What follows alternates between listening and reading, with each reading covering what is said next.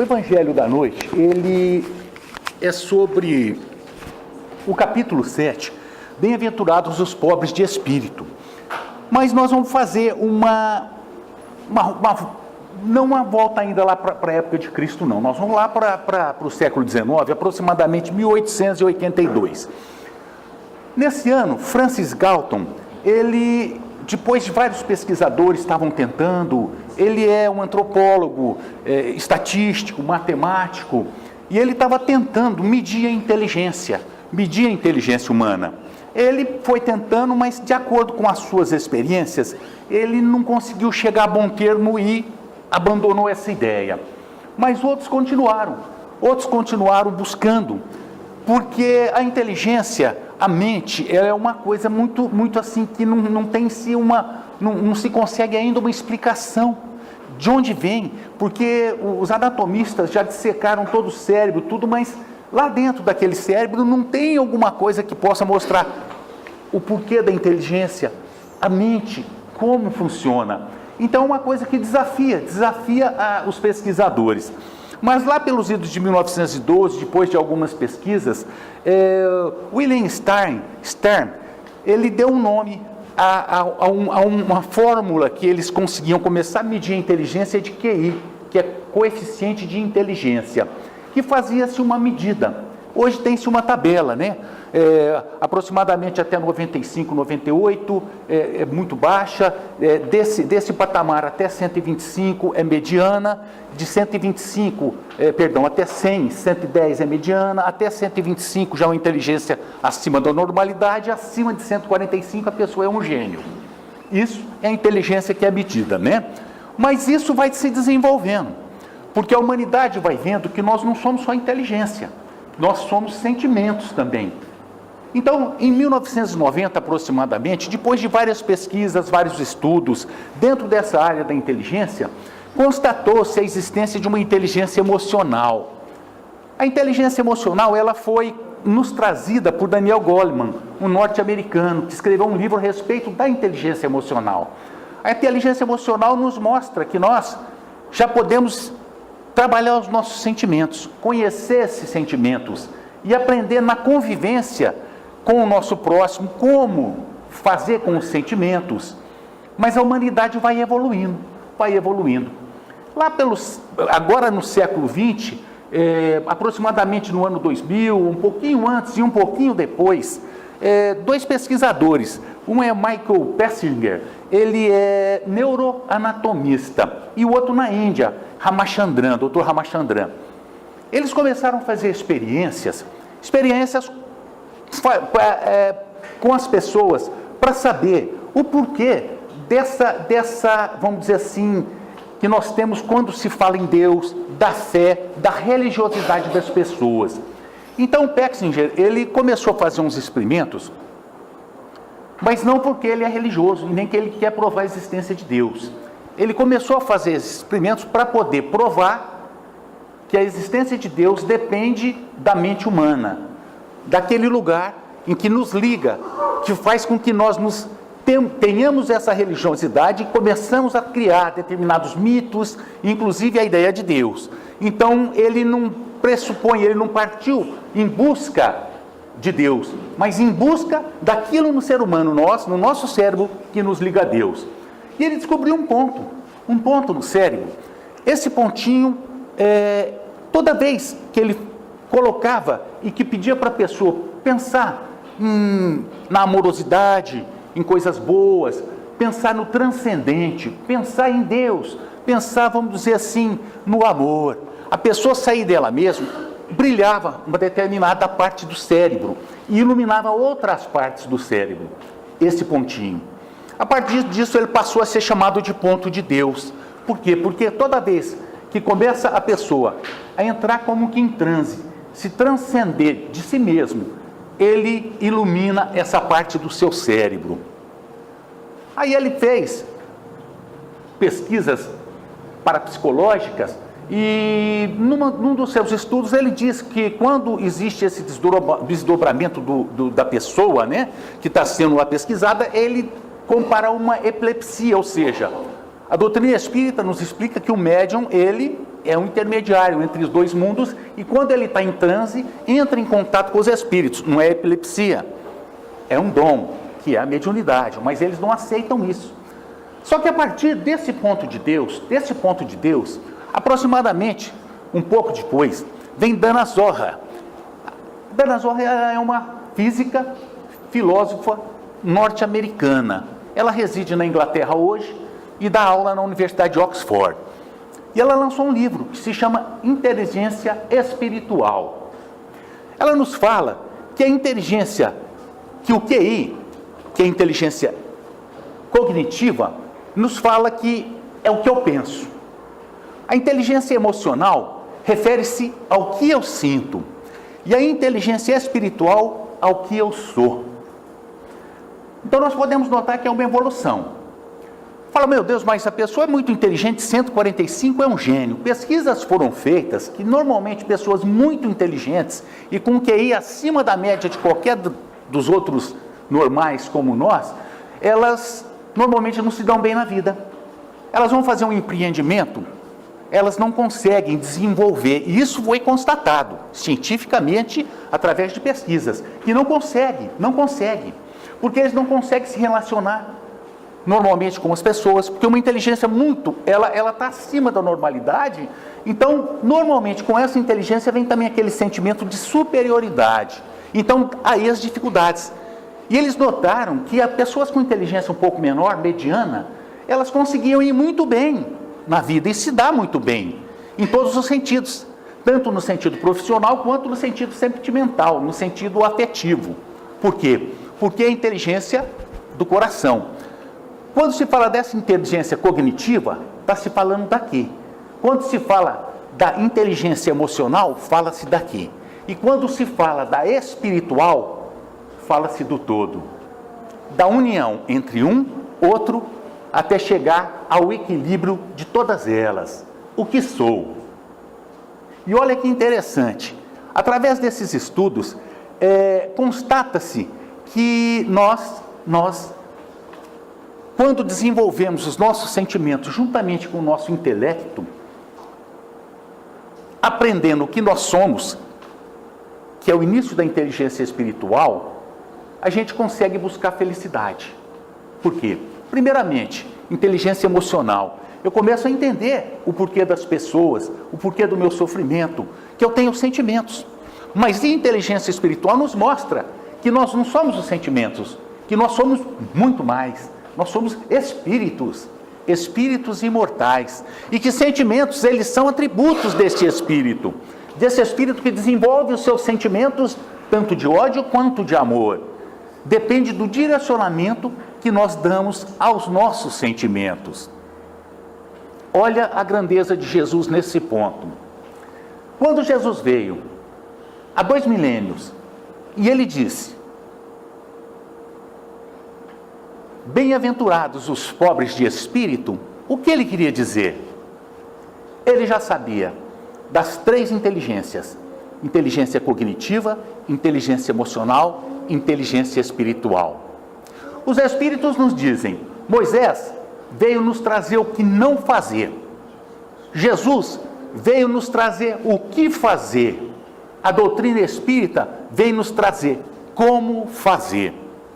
Moisés veio trazer a lei, a rigorosidade da lei, para que nós, através da nossa cognição, tivéssemos medo e nos barrassem, porque a humanidade muito atrasada. Jesus já veio desenvolver os nossos sentimentos. Vos disseram, olho por olho, dente por dente, mas eu vos digo, façai bem aquele que vos quer mal. Ou seja, desenvolvendo os sentimentos, mostrando para nós que todos nós poderíamos fazer o que ele fazia, e ele disse, e até mais. Nos mostrando que nós não éramos só aquela inteligência, e sim sentimentos. Ele falava para as crianças, falava para as mulheres, falava para aqueles excluídos: eu não vim para os sãos, eu vim para os doentes. Ele veio desenvolver o sentimento. Ele chorava numa época em que homem era terrivelmente marginalizado quando chorava, era considerado um covarde. Ele chorava, ele abraçava as crianças, ele protegia as mulheres, porque eram excluídas ou excluídos da sociedade, desenvolvendo sentimentos nos seus apóstolos que posteriormente iam desenvolver e trazer para a humanidade os seus ensinos. Mas não basta só os sentimentos. O que Jesus nos trouxe foi para uma época necessária, porque nós já estávamos prontos para descobrir que nós também temos sentimentos e não somos só inteligência. Então, quando ele diz, bem-aventurados os pobres de espírito, ele veio para aquelas pessoas que já estavam desenvolvendo o seu coeficiente emocional, a sua inteligência emocional. Porque não adiantava ele falar para a inteligência cognitiva, para o QI, para o coeficiente de inteligência, porque não aceitariam. Os doutores da lei não aceitariam. Os fariseus, saduceus, os romanos não aceitariam. Tanto é que ele foi crucificado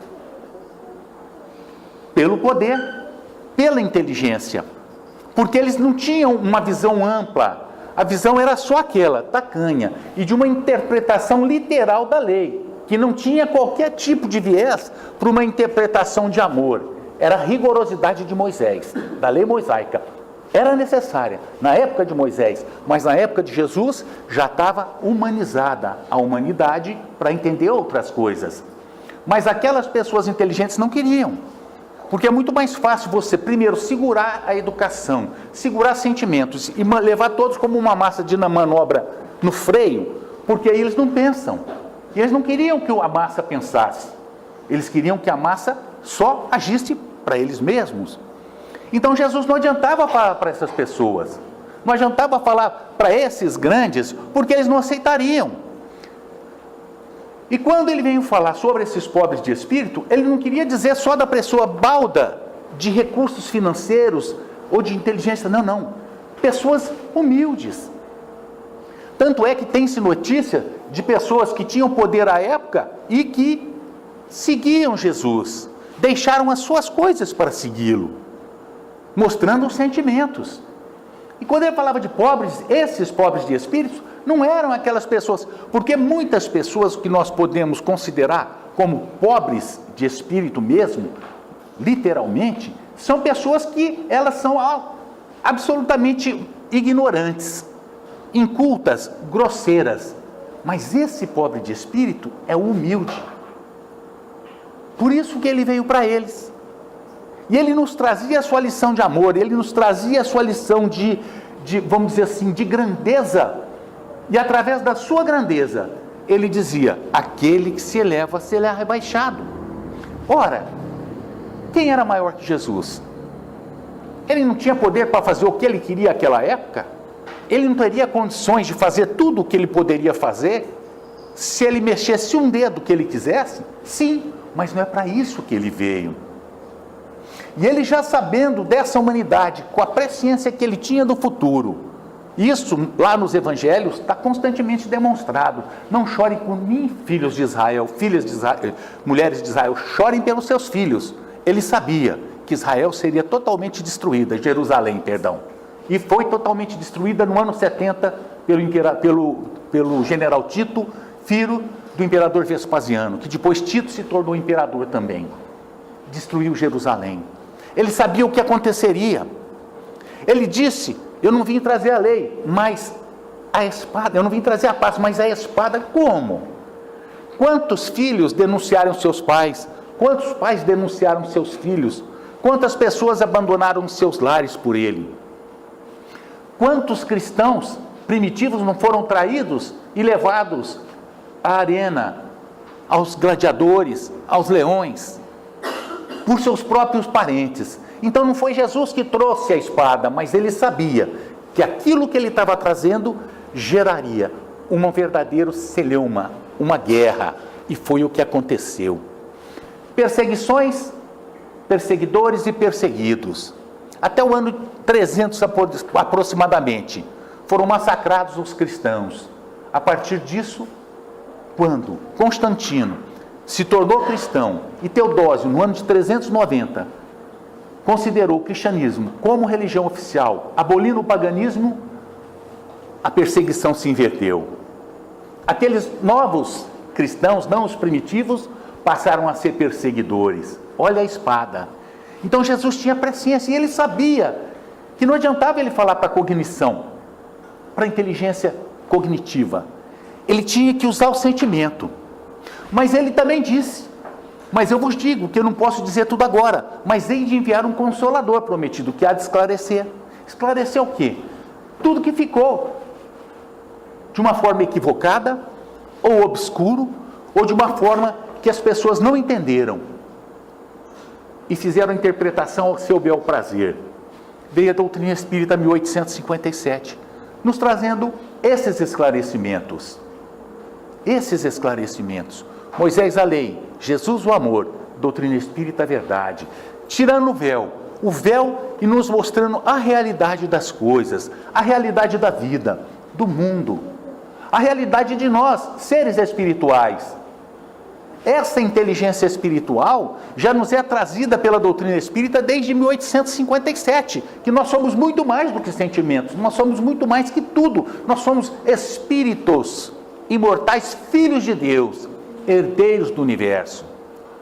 E quando Jesus dizia, aquele que se eleva será rebaixado, é porque ele queria que nós treinássemos a humildade, mesmo sabendo que nós poderíamos fazer o que nós quiséssemos com o poder. Não era isso que é importante. É saber que mesmo eu podendo, mesmo eu querendo, mesmo eu tenho poder e força para isso, eu deixo com que as pessoas achem que eu não sou o que sou. Testo a minha humildade. Então ele dizia, olha, se você chegar numa festa, não senta nos primeiros lugares, vá lá para os últimos, porque de repente você senta nas primeiras cadeiras, chega o dono da festa e fala para você, olha, vai para o fundo, você vai passar vergonha. Isso é com as minhas palavras. Você vai passar vergonha. Mas se você estiver sentado lá no fundo, né, Janete, lá no fundo, e falar, vem para frente, você vai se sentir honrado. Por quê? Porque o dono da festa te chamou para frente. Porque aqueles que se elevam serão rebaixados, e aqueles que se rebaixam serão exaltados. Lição de humildade. E qual foi a maior lição de humildade que Jesus deu? Lavou o pé dos seus apóstolos e beijou o pé dos seus apóstolos. Pedro não quis. Ele falou, olha, se você não deixar, eu considero como se você não me amasse. Aí ele deixou. Olha que lição, Jesus se abaixando para lavar e beijar o pé dos apóstolos. É ou não é humildade? E a vida dele foi dessa forma, para quê? Para nos exemplificar, nos trazer esses sentimentos de acordo com a nossa evolução, porque nós hoje valorizamos muito, mais a inteligência, nós valorizamos muito coisas que realmente não têm valor, mas Jesus veio nos ensinar o que...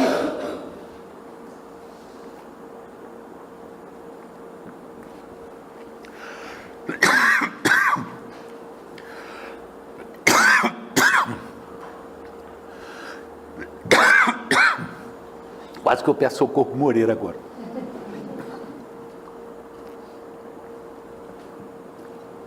Nós somos persistentes. A voz pode parar, mas ela volta. Então ele trazia essa lição de humildade. E ele escondia, olha, bendito seja, porque escondeis os mistérios aos doutos e aos prudentes. Por que doutos e prudentes? Porque aqueles do QI, do quociente de inteligência. Doutos eram doutores, eram sabichões. Prudentes o que era? Romanos. Os romanos tinham 4 fontes de lei. E uma das fontes de lei era a interpretação dos jurisprudentes ou dos prudentes. Essas pessoas, quando a lei tinha alguma forma equívoca, em que tinha dúvida de como se aplicar, esses prudentes romanos, eles interpretavam e aplicavam aquela forma. Olha o poder que esses homens tinham lá dentro de Roma, do Império Romano. Império Romano, que naquela época, mais da metade do mundo conhecido era deles. O poder que esse prudente tinha, chegado ao imperador romano. Agora, se chegasse uma daquelas pessoas, Jesus chegasse para um prudente e dissesse: olha, o senhor com toda a sua inteligência é meu irmão. O que o prudente ia dizer? Seu irmão, um carpinteiro da Galileia, de uma cidadezinha que nem se conhece, que se chama Nazaré, renegado a Galileia pelos seus próprios irmãos judeus, que quando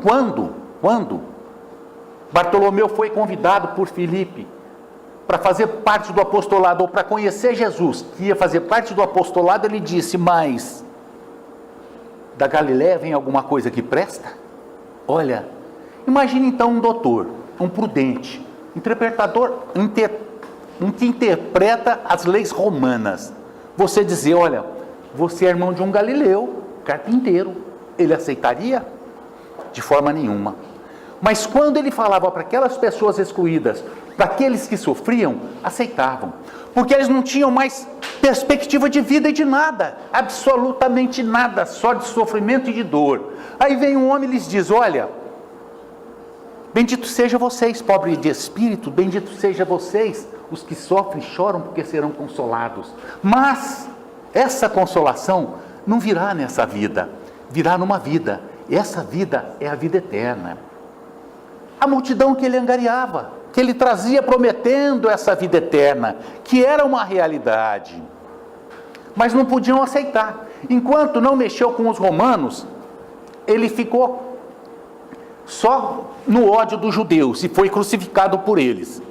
Mas quando os romanos começaram a se converter, pessoas de alto coturno da sociedade romana, se converter àquela doutrina consoladora, esclarecedora, que dizia que todos são irmãos, Nero, no ano de 64, colocou fogo em Roma e culparam os cristãos. Aí passou a acontecer as perseguições, que teve seu auge no império de Diocleciano, imperador romano, porque começou a mexer com os romanos, começou a afetar a família romana, começou a afetar a sociedade romana. Então, nesse ponto, eles entenderam por interferir e por acabar com os cristãos, porque já estava incomodando a todos, e principalmente aos seus. Então ele não vinha para os doutos e prudentes, eles vinham para os simples. Por que simples? Por que sofredor? Porque aquelas pessoas que estão no sofrimento, na dor, os excluídos, os aleijados, os doentes, os rejeitados. Porque essas pessoas que sofrem já têm o seu coração amadurecido para receber a mensagem de amor, a mensagem do quociente emocional e depois o entendimento do espiritual. Porque a dor, embora não queiramos, não é um castigo de Deus. A dor não é uma, vamos dizer assim, uma punição que Deus nos dá ou coloca nas nossas vidas. Não. O que Deus nos dá, a maior de todas as suas leis, é o amor. É o amor. Mas como nós não praticamos essa lei do amor, que é a maior de todas as leis, é a lei de Deus, o amor por excelência, nós automaticamente, infringindo as leis, nós geramos mecanismos que podemos dizer causa e efeito, ação e reação. Para toda ação que nós fazemos, nós causamos uma reação. Se hoje a reação, o efeito é o sofrimento, a dor, a causa somos nós mesmos. Então não é Deus. Então aí nós começamos a sofrer. Sofrer porque nós mesmos plantamos o sentimento nos nossos caminhos, nas nossas vidas. E quando nós começamos a sofrer, quando nós tínhamos o QI elevadíssimo, nós não pensávamos em Deus, nós não pensávamos no próximo, nós não pensávamos em nós mesmos. Só que a dor veio amaciando o nosso coração, veio batendo no nosso coração. A gente perde um ente querido, perder não. Esse ente querido desencarna. Acontece um acidente, a gente fica deficiente, né? PPA, PPNA, portador de necessidades especiais. Eles tentam assim colocar uns rótulos, né, numa coisa que é deficiente mesmo, é cadeirante, o que eu vou fazer, né? Então acontece que essa dor buscada por nós, ela vai amaciando o nosso coração. E a gente começa a entender. Por quê? Porque se essa dor é só feita para nós, obviamente que vai nos causar um problema, mas um pouco menor. Só que nós fazemos o nosso próximo sofrer. Mas eu não fiz nessa vida. Causas anteriores e atuais das aflições. Com certeza numa anterior. E se fizer nesta, com certeza alguma responsabilidade sobra para posterior. Então, se nós fizemos o nosso próximo sofrer, mais próximo ou mais distante, nós geramos um compromisso. E nós somos responsáveis por esse compromisso. Nós somos responsáveis para, pelo menos, minorar, mitigar o sofrimento e a dor. E ressarcir um pouco dos compromissos ou dos débitos que nós arrumamos com esse nosso próximo.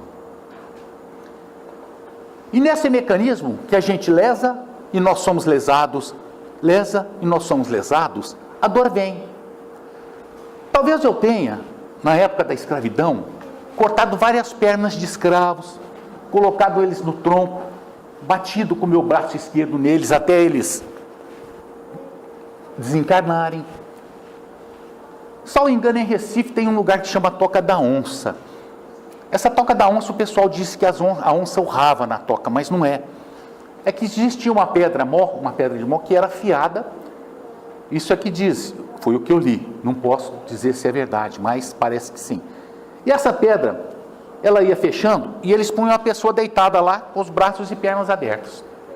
A perna ia fechando pouco a pouco, a pedra ia fechando pouco a pouco e ia cortando, pedaço por pedaço, pedaço por pedaço. E essas pessoas gritavam, urravam, por isso Toca da Onça.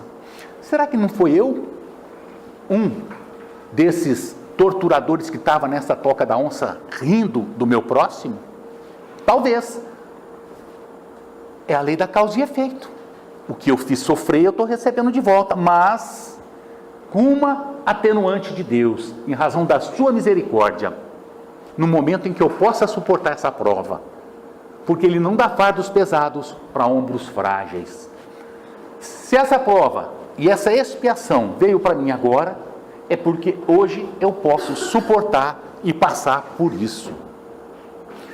Se os senhores ou as senhoras têm provas difíceis, complicações na vida, econômica, financeira, afetiva, de vários matizes, com certeza, por maior que sejam, é porque os senhores e as senhoras suportam, porque Deus não dá fardos pesados para ombros frágeis. E quanto mais forte o ombro, quanto mais força tem a pessoa, mais forte é a prova e a expiação, porque ela suporta, que é a lei da causa e efeito. Então a dor é um mecanismo de Deus que faz com que nós nos viremos a Ele. Por quê? Porque a gente começa a pensar, ora, então a doutrina espírita nos esclarece. Então o passado existe um passado, porque senão Deus não seria justo. Deus não seria justo comigo fazendo isso e com vocês não. Então existe um passado, mas nesse passado recente, que eu me recorde, eu não fiz nada, mas existe um passado mais remoto. A nossa vida não termina num túmulo, a nossa vida não começa num berço, a nossa vida é muito mais, é a vida do Espírito. A nossa encarnação, sim, a nossa reencarnação, sim, começa no berço, termina num túmulo. Perdemos o corpo físico, não perdemos a essência, não perdemos o Espírito. E a dor é esse instrumento que Deus nos dá. E com essa dor, quando ela vem, o nosso QI, ele vai como que sendo amaciado. E aí nós começamos a aflorar o sentimento, que é o coeficiente emocional, a inteligência emocional. Nós começamos a sentir os sentimentos do nosso próximo, que eles dizem que é empatia. Me colocar no lugar dele. Meu Deus, mas ele está sofrendo, o que eu posso fazer? E não o que eu posso fazer para afundá-lo, mas sim para ajudá-lo. É empatia. Mas aí eu falo, por que isso? Já começamos a adentrar a inteligência espiritual. Por quê? Porque eu sinto essa compaixão. Porque eu sinto o amor pelo meu próximo, a piedade. Então essa inteligência espiritual começa a nos falar sobre isso.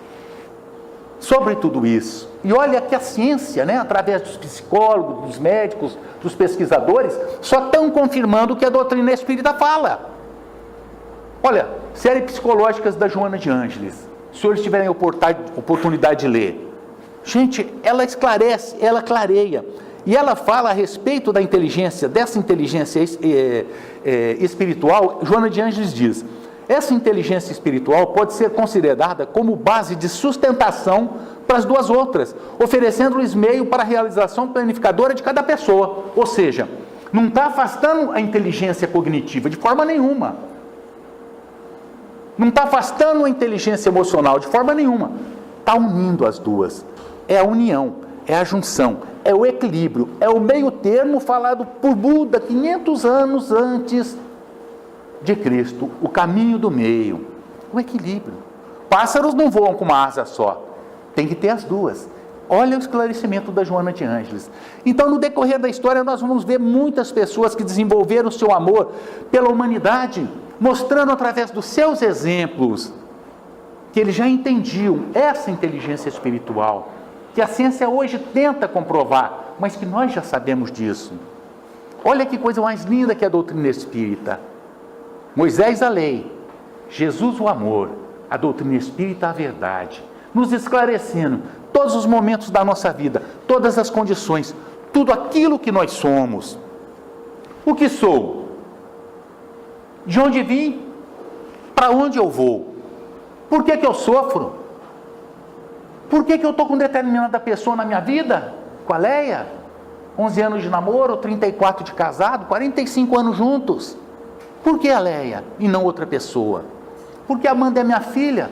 Porque eu estou aqui na Fetins com meu grupo de amigos, de irmãos da doutrina? Qual a razão? Uma razão de ser tem. Por que eu sofro? Olha, porque eu pratiquei equívocos e hoje eu sou responsável por esses equívocos. Eu plantei, porque a semeadura foi livre, mas a colheita é obrigatória. Não se planta arroz e espera-se colher milho. Não se planta banana esperando colher abacaxi. De forma nenhuma. Planta-se a dor, colhe-se a dor. Planta-se o amor, colhe-se o amor. Francisco de Assis dizia: é dando que se recebe, é perdoando que se é perdoado, amando que se é amado, e é morrendo que se nasce para a vida eterna. Olha a profundidade. Eu recebo aquilo que eu dou. Até o momento que a minha inteligência espiritual estiver desenvolvida num tal patamar, como Jesus, que eu não necessito mais receber aquilo que eu dou. Eu só dou, eu só me dou, eu só amo, sem qualquer tipo de retribuição, porque é o pleno amor. O amor daquele que perdoou aquele que os traiu, aqueles que o traiu. O amor daquele que perdoa aqueles que o crucificaram. Aquele que curou a orelha de Malcolm, quando Pedro cortou com a espada, ele disse: Pedro, guarde a sua espada, que com a espada fere, com a espada será ferido. Aquele que com o seu sangue, quando furado no abdômen, curou a visão daquele romano. Que amor é esse? Ele esperou retribuição, que voltou depois de morto, que fala que a ressurreição, ele voltou, e ele ficou com os seus apóstolos por mais de 40 dias, lhes mostrando como fazer, e eles fizeram.